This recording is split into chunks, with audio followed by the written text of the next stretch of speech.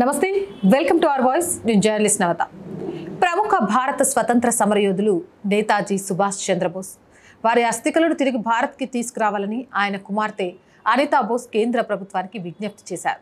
సోమవారం అంటే మొన్న ఆగస్టు 18న నేతాజీ సుభాష్ చంద్రబోస్ గారి 80వ వర్ధంతి కార్యక్రమం జరిగింది. 1945 ఆగస్టు 18న జపాన్లో చోటు చేసుకున్న ఓ విమాన ప్రమాదంలో ఆయన చనిపోయారని చెప్తారు. అందుకే ఆగస్టు 18న ఆయన వర్ధంతిని నిర్వహిస్తారు. ఈ క్రమంలో ఈ సంవత్సరం నేతాజీ వర్ధంతికి ముందు రోజు ఆయన కుమార్తె అనితా బోస్ తన తండ్రి అస్థికలను భారత్కి రప్పించాలని కోరారు.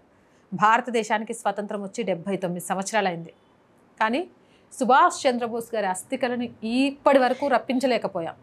అసలు వారు చనిపోయారా, అదంతా అబద్ధమా, నిజమా, అసలు ఏమైంది, వీటి గురించి మాట్లాడుకోవడానికి కూడా పూర్తి వివరాలు లేకుండా ఉంది.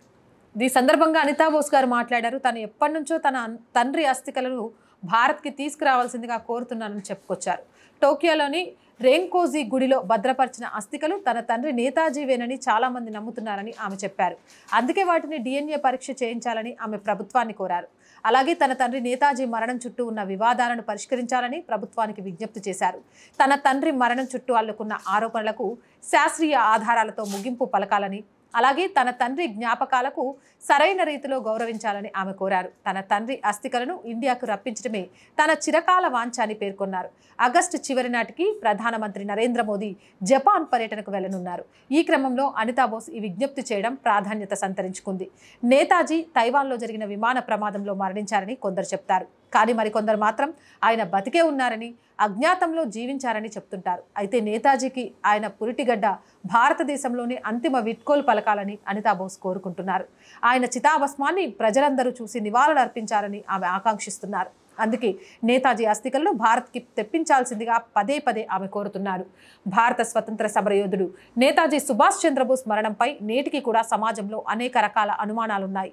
నేతాజీ 1945 ఆగస్టు 18న టోక్యోకు వెళ్తుండగా తైపీ నగరంలోని తైహోకోలో చోటు చేసుకున్న విమాన ప్రమాదంలో ఆయన చనిపోయారని చాలామంది నమ్ముతారు. తైపీలోనే నేతాజీ అంత్యక్రియలు నిర్వహించారు. ఆ తర్వాత ఆయన అస్థికలను టోక్యోకి తరలించారు. అప్పుడు అక్కడున్న భారతీయుల అభ్యర్థన మేరకు రేంకోజీ ఆలయ ప్రధాన పూజారి కొన్ని నెలల పాటు నేతాజీ అవశేషాలను సంరక్షించడానికి అంగీకరించారు. అప్పటి నుంచి ఇప్పటి వరకు కూడా నేతాజీ అస్థికలు అక్కడే ఉన్నాయి. రేంకోజీ ఆలయ ప్రస్తుత తరం ప్రధాన పూజారులు నేతాజీ అవశేషాలను సంరక్షిస్తున్నారు.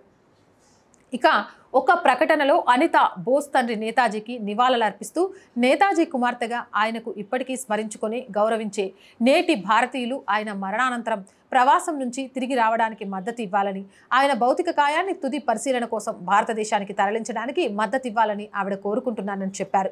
నేతాజీ మరణానికి దారితీసిన సంఘటనలను గుర్తు చేసుకుంటూ స్వతంత్ర పోరాటంలో ఆయన పాత్ర, భారత జాతీయ సైన్యం సహకారాన్ని ఆమె గుర్తు చేశారు. 1945 సంవత్సరం రెండవ ప్రపంచ యుద్ధం ముగిసింది. హిరోషిమా, నాగసాకిపై అమెరికా అణుబాంబులతో దాడి చేయడం జపాన్ లొంగిపోవడానికి అంతిమ కారణం. భారతదేశానికి దీని అర్థం నేతాజీ సుభాష్ చంద్రబోస్, భారత జాతీయ సైన్యం భారతదేశ స్వతంత్రం కోసం చేసిన పోరాటానికి జపాన్ మద్దతు ముగిసింది అని ఆమె చెప్పారు. జపాన్ చక్రవర్తి హిరోహిటో ఆగస్టు 15, 1945న దేశవ్యాప్తంగా రేడియో సందేశంలో జపాన్ లొంగిపోతున్నట్లు ప్రకటించిన తర్వాత నేతాజీ ఆగస్టు 17న టోక్యోకు విమానంలో బయలుదేరారు.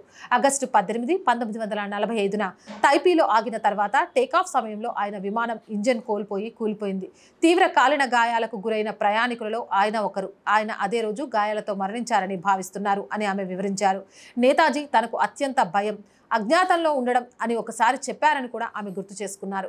ఒకసారి ఆయన దేనికి భయపడుతున్నారని, దేనికి అసహించుకుంటారని అడిగినప్పుడు నేతాజీ అజ్ఞాతంలో ఉండడం అని సమాధానం ఇచ్చినట్లు చెప్పారు. 1930లలో ఆయన వెంటనే జైలులో ఉంటారని హెచ్చరించినప్పటికీ ఐరాపోలని బహిష్కరణ నుంచి భారతదేశానికి తిరిగి వచ్చారు. తిరిగి జైలు శిక్షను తప్పించుకోవాల్సి వచ్చినప్పుడు మాత్రమే ఆయన భారతదేశం నుంచి తప్పించుకున్నారు అనే విషయాన్ని కూడా ఆమె గుర్తు చేశారు. అప్పటి నుంచి ఆయన విదేశాల నుండి, అజ్ఞాతం నుండి ఎప్పటికీ సజీవంగా తిరిగి రాకుండా భారత స్వేచ్ఛ కోసం పోరాడారు.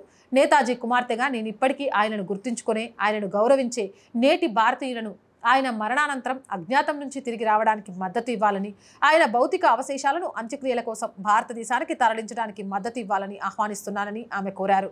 కాగా భారత సాంస్కృతిక మంత్రిత్వ శాఖ ప్రకారం నేతాజీ సుభాష్ చంద్రబోస్ భారతదేశ స్వతంత్ర ఉద్యమంలో నిర్ణయాత్మక పాత్ర పోషించిన ప్రముఖ జాతీయవాద నాయకుడు. 1897 జనవరి 23న ఒడిశాలోని కటక్లో జన్మించిన ఆయన కాంగ్రెస్లో చేరడానికి ఇండియన్ సివిల్ సర్వీసెస్లో తన కెరీర్ని వదులుకున్నారు. అక్కడ ఆయన పూర్తి స్వతంత్రం కోసం తీవ్రమైన డిమాండ్కు ప్రసిద్ధి చెందారు.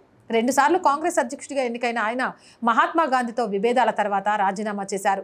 2వ ప్రపంచ యుద్ధ సమయంలో బ్రిటిష్ దళాలకు వ్యతిరేకంగా జపాన్ మద్దతుతో భారత జాతీయ సైన్యానికి నాయకత్వం వహించారు.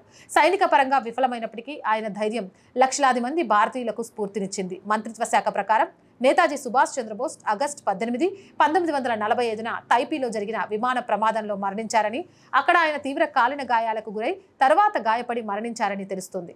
అయితే ఆయన మరణం ఖచ్చితమైన పరిస్థితుల్లో ఊహాగానాలు వివాదాస్పదంగానే ఉన్నాయి. మంత్రిత్వ శాఖ తన అధికారిక వెబ్సైట్లో వివిధ దర్యాప్తులు ఉన్నప్పటికీ ఆయన మరణం ఖచ్చితమైన పరిస్థితులు ఇంకా పరిష్కారం కాలేదు అని పేర్కొంది.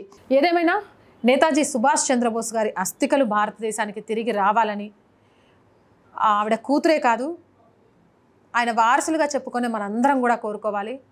ప్రధాని నరేంద్ర మోదీ గారి పర్యటన కూడా ఉంది కాబట్టి ఆ పర్యటన నేపథ్యంలో దీనిపై ఒక్కసారి మాట్లాడి, నిజంగా అంటే తండ్రికి సంబంధించి అనేకం బ్రతికున్నారు, ఆ అస్థికలు ఆయనవో కాదో, ఆ టైంలోనే ఆయన చనిపోయారు, లేకపోతే ఎక్కడైనా అజ్ఞాతంలోకి వెళ్ళి చనిపోయారు, కనీసం ఆయన ఏ దేశ స్వతంత్రం కోసం అయితే పరితపించారో ఆ దేశంలోనే ఆయన అంతిమ సంస్కారాలు జరగలేకపోతున్నాయనే బాధ ఏ విధంగా ఉంటుందో ప్రతి ఒక్కరం అర్థం చేసుకోవాలి.